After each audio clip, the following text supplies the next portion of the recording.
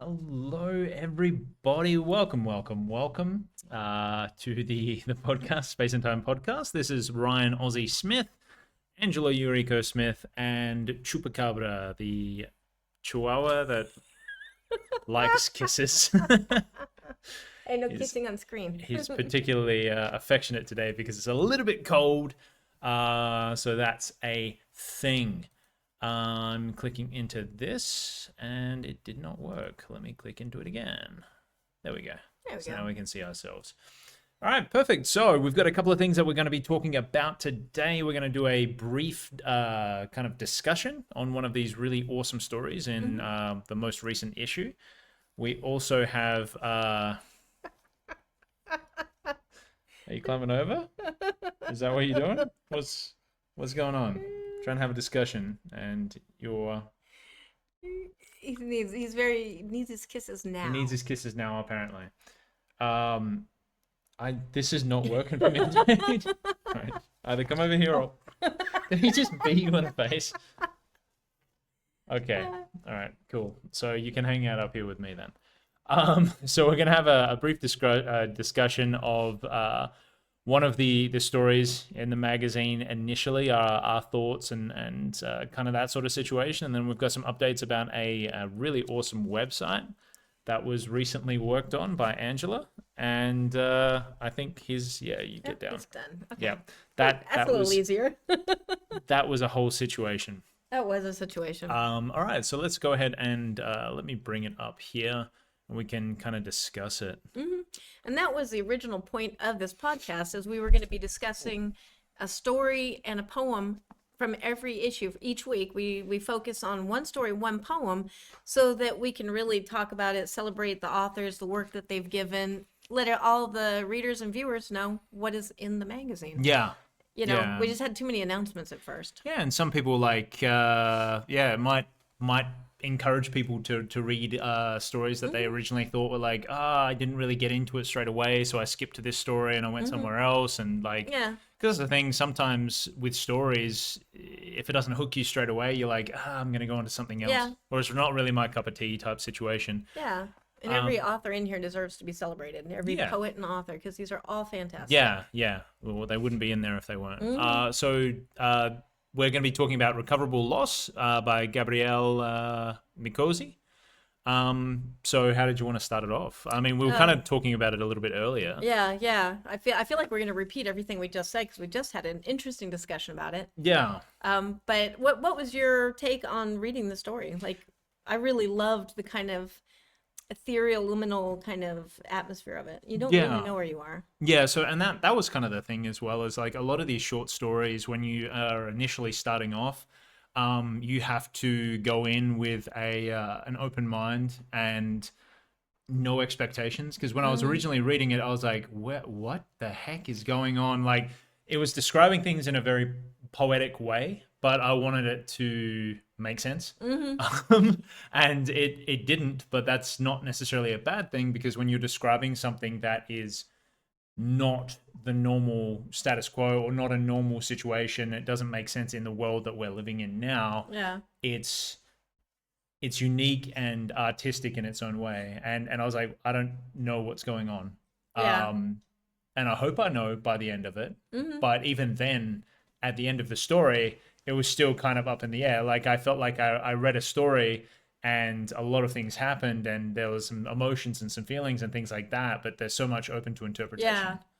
Yeah. And that's actually, I'm going to say, for people who are studying writing, this is an excellent show, don't tell. That thing that we hammer into people forever, and who even knows what it means anymore, because we repeat it so much. Yeah. But show, not tell is bringing in that world, instead of her having to say, they are in this place at this time, and these are the rules of it in that first paragraph, which is your prime real estate to hook your reader. She shows us this world and lets us unfold in it. But that's like the same thing. If you go into a place that you're not familiar with, a bar, a school, like some place that you don't know, you don't need all those rules to start out. You will gather the rules of what this place is by everything around you. You can see, there's alcoholic drinks on this counter, must be a bar. Or high school where they let kids drink. That's interesting. You know what I mean? The story unfolds Yeah. for you as you're moving through it. Yeah, and even though in that story you don't really know what kind of the setup is. If is it an organization? Is it a secret organization? Is it supernatural? Is it this? Is it that? But it has a very corporate feel to it. So it doesn't really matter what it is. You just know that it's corporate. Yeah, because we've all been in that situation. I have not, but no, not exactly. Corporate oppression. But I feel like in today's day and age, with most jobs, people have been in a corporate setting, so they know kind of the drudgery and we just do we follow the rules, we do things a certain way. And people tamp down your humanity. They reduce that, and it's like, does it fit into the box? Well, then you do this. Do you go A or do you go B? And when there's a C option, that's when things start getting funky. Yeah, and that's the frustration that I think that people have with this kind of like corporate oppression, I'll say. Yeah. Not trying to diss on corporations. Yeah, you are. Yeah. But that's kind of the human frustration but it doesn't make sense on a human level. And that's kind of what this story focuses on, is what does make sense on a human level.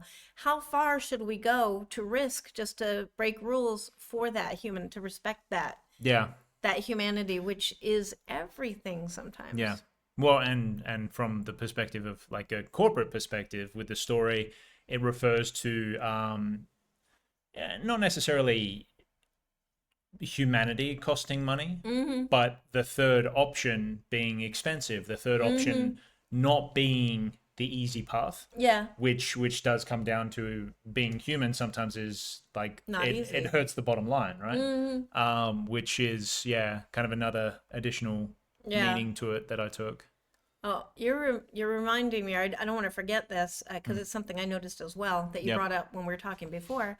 What a good job Gabrielle did with that character. I can't remember her name, but the secondary, because there's only like 3 voices in this. So that's actually a lot of voices. Oh, there is a lot of voices. But you'll have to read it. Three characters. It was Mara. Yeah, Mara, right. And you were talking about how well she filled out Mara as a character. I actually sent her that in an editorial note. How much I love what she did with Mara. Who's a secondary character. She's not even the important character. Well, she is, but she captures that whole corporate discomfort. Cynicism. Yeah, and the cynical way of the description as well. I really liked that. What was it? She laughed, and it was similar, like a sharp laugh sound, similar to a drawer being closed with knives in it. It's just like, ha. That was so good. Very well described. Her laugh was like a drawer. I don't know. You'll have to read the story. Because Gabrielle puts it so much better than what we're stumbling around. I reckon Mara laughed once. It sounded like a drawer full of knives being shut. And that is such a you feel that on an emotional level as well as because it's aggressive. Fully description. Laughs shouldn't be aggressive, and it's kind of a clattering, and it's not fun. But and it's sharp and a little bit dangerous. And shut. Shut away. Which is the description of a lot of things for Mara, is that she's closed away. She's like a closed door that never learned how to reopen or something. So I like that as well. But anyway, really, really great story. And we really enjoyed reading it. Once again, the story is Recoverable Loss by Gabriele Micozzi. And a really fantastic job, Gabrielle. And thank you so much for sending it to Space and Time. We are honored to publish it because it's a perfect story.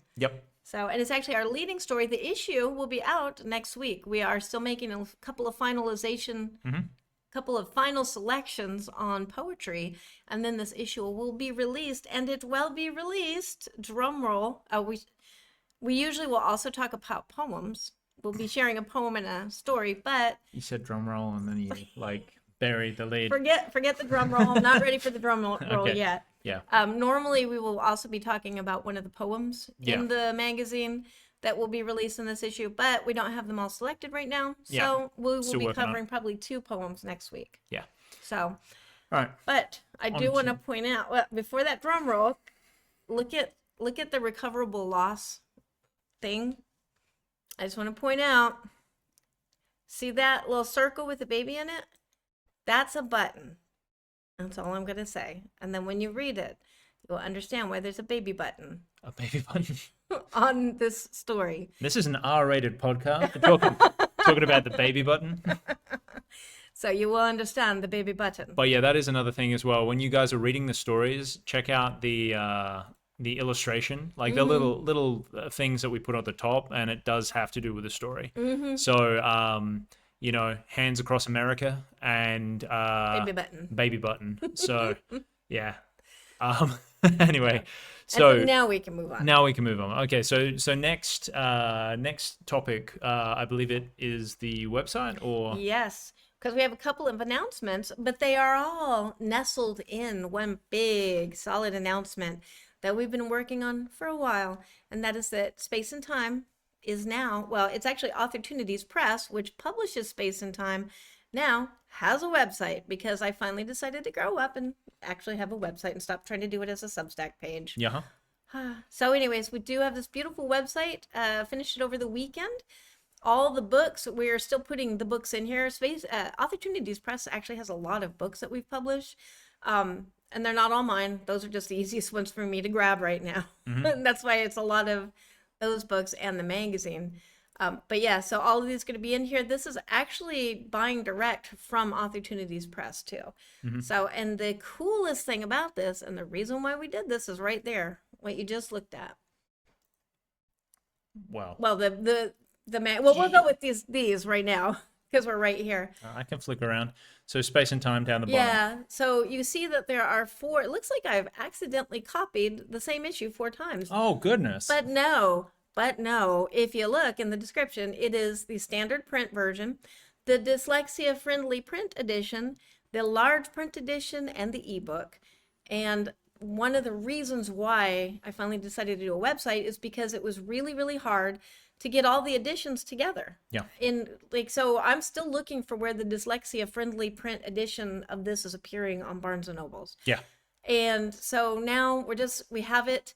You are free to shop wherever you want to shop, and I encourage it, your favorite retailer, but these are also all available here. These are print.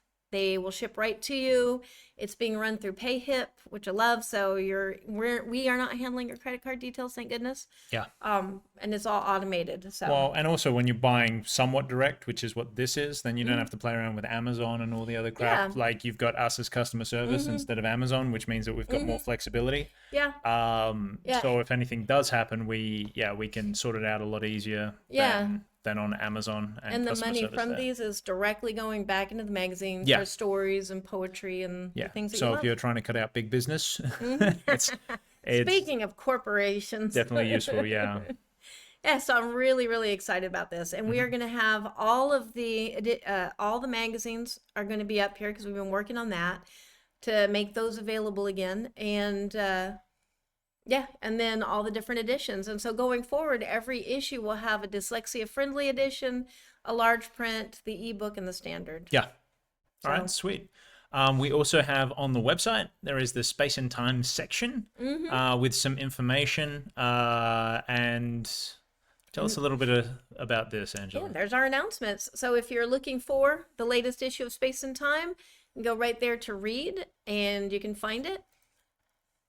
That's where we just were. You can see all the issues populating there. An announcement for today is submissions just opened up for the next one that will appear in August. This will be for the submissions that open today are only going to be open till the 8th, and it's for issue 153 with the theme of Sharpen Your Tools.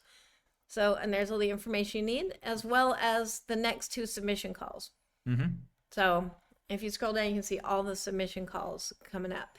I didn't want to put too much more because then it's scrolling forever. Yeah, but I might put the rest of them up. Yeah, it's useful to know when things are happening. But since we're doing it monthly, just know generally towards the start of the month, we're gonna open submissions. Real easy to remember.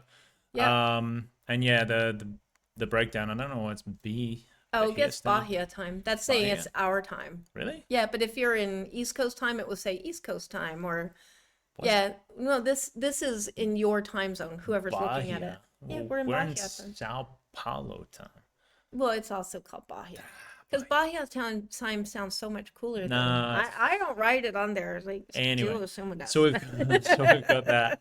And then we've got Celebrate. Yeah, finally, this has been a passion project of mine since 2019, since we first took over the magazine. Oh yeah, the reader choice. Yeah, Yeah. I wanted to do so the whole point of Reader's Choice Ballot is you can vote each issue on your favorite story and poem in that issue. Yeah. And then whoever is the favorite of all the favorites, whoever gets the most votes by the end of those top 5.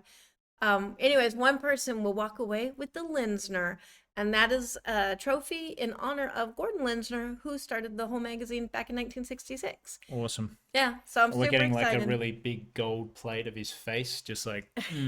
Actually, it's Sarah Reed, who is, a lot of people might yeah. know her, is a Yeah, glass blower, and she's making a custom glass trophy for this. And Which then, is really awesome. Yeah. yeah, I'm so excited. So we're supporting local art. Well, Yeah. it's not really local for us, but she's in our ecosphere. Yes. And yeah, and that'll be April 2027 that we do that. Yep. So I'm so excited for Gordon to like pass out that first trophy, or I guess it's all going to be virtual. Talk about that first trophy. So very, very awesome. And then finally we have Connect. Yep, and that's just where you can find us on Substack. That is where we talk about where this podcast lives, and where we share things. We've got the Opportunities calendar that talks about submissions that we have going on.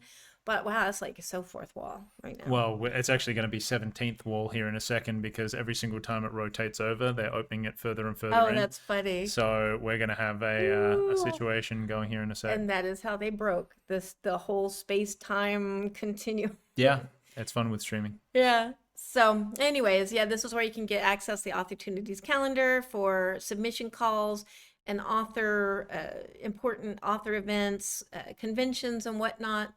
Not just Space and Times, but all of them.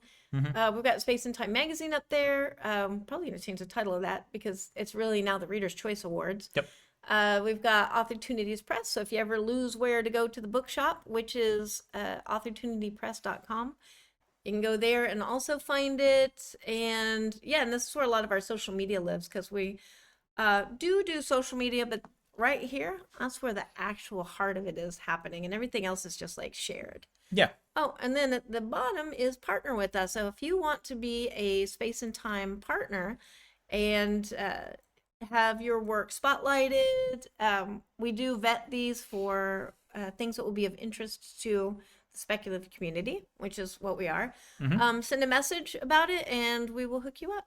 Yeah, and see how you can, be a part of the community and be part of everything that we got going on. Yeah, and get your work featured to all the readers, which it took a lot of work to calculate this out. But if you go back to Space and Time and then click down on that partner thing, don't click it, but scroll down. It's 4,000 plus subscriber community and a 30,000 plus cross-platform audience of writers, readers, contributors, and creative professionals. Yep. That was a lot of work to figure out how that goes together and how you're supposed to count it and stuff. Numbers and stuff, yeah. Yeah, but I'm really proud of that. That is a decade and a half of building social media. So yeah, it's really, really awesome. Yeah, so that's all I have. Go to the Space and Time. I mean, what's not the Space and Time website? Go to the Opportunities Press website to see Space and Time and get the dyslexia edition, get the large print if you feel like it, find the latest edition, get the ebook.